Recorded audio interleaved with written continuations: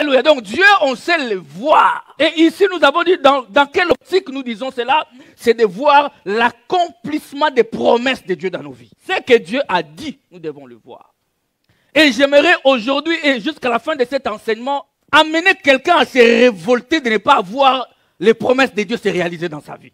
J'aimerais que cela puisse te déranger au point de dire, mais pourquoi moi je ne vois pas? Et en plus, quand toi tu ne vois pas, mais dans la vie de l'autre tu vois. C'est que Dieu fait des choses. Pourquoi tu vois ça dans la vie d'un tel, non pas chez toi? J'ai dit, il y a 3 éléments, 3 options. Quand tu ne vois pas Dieu, soit c'est Dieu, soit c'est l'homme lui-même, soit le diable. Il n'y a que 3 options. Mais un homme qui réfléchit doit d'abord, mais ne cherchez pas des boucs émissaires. Lorsque ça ne va pas dans ta vie, ne pointez pas du doigt. Pointe plutôt comme ça. Dis-toi, est-ce moi ou pas? Quand ce n'est pas toi, tu regardes à Dieu. Et souvent, vous savez, quand ce n'est pas nous, nous regardons aux démons.